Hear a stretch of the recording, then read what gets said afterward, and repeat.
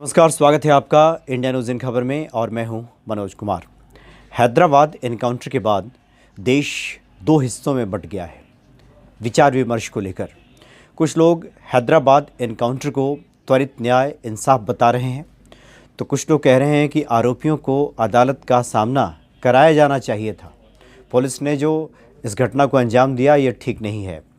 Chief justice की भी टिप्पणी आ गई कि बदले की भावना से की गई कार्रवाई को कभी भी इंसाफ नहीं कहा जा सकता। तो कहने का तात्पर्य यह है कि अभी देश में दो ऐसा वर्ग हो गया है, यानी कि एक वो जो हैदराबाद एनकाउंटर को सही बता रहा है और दूसरा वो जो कह रहा है कि जुडिशल प्रोसेस के तहत ही किसी को सज़ा दी जानी चाहिए और यही इंसाफ होता है। ये इंसाफ नहीं है, ये वर्ग कह रहा है।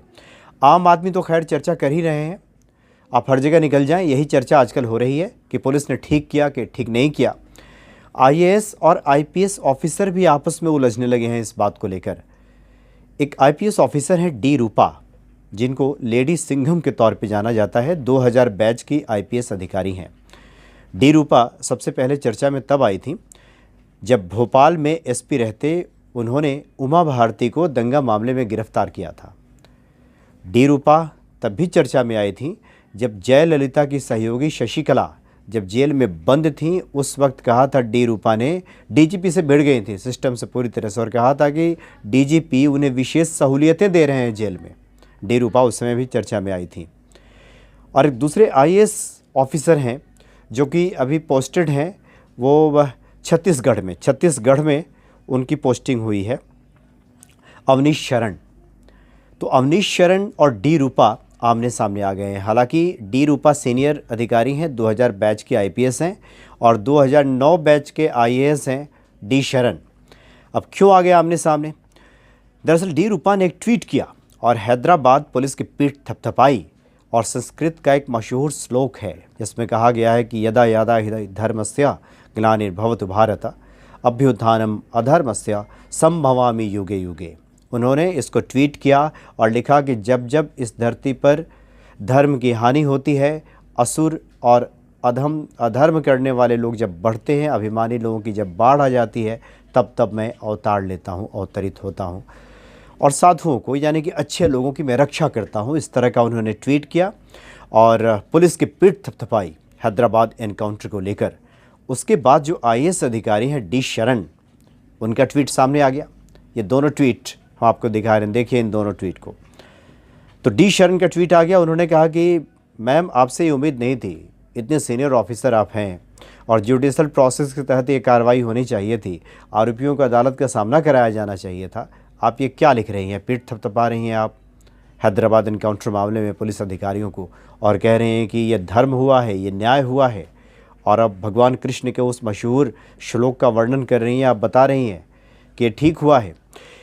उसके बाद दरअसल फिर से रीट्वीट किया डी रूपा ने और उन्होंने कहा कि ये आपके पूर्वाग्रह को दर्शाता है। जो आईएएस ऑफिसर है डी शरण, उनके बारे में कहा कि आपका जो पूर्वाग्रह है, जो आपकी पुरुषवादी मानसिकता है, जो सोच है, ये दर्शाता है।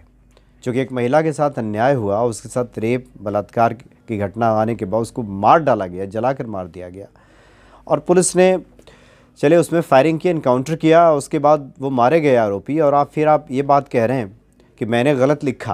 तो इस तरह से दोनों आईपीएस और आईएएस ऑफिसर दोनों भिड़ गए। ट्वीट देखिए, अवनीश शरण लिख रहे हैं कि it was not expected from a senior police officer like you ma'am, sorry. ये लिखा अवनीश शरण ने। अब देखिए डी रूपा उसके जवाब में क्या लिखती हैं कि this shows your bias against Sanskrit Dharma in this means rightness not religion. Many police organisations have दुष्ट शिक्षक श्रेष्ठ रक्षक as their motto logo, meaning the same as what is said is the verse, and I have not tagged linked it to anything सत्यमेव जयते। इस तरह का उन्होंने ट्वीट किया डी रूपा ने।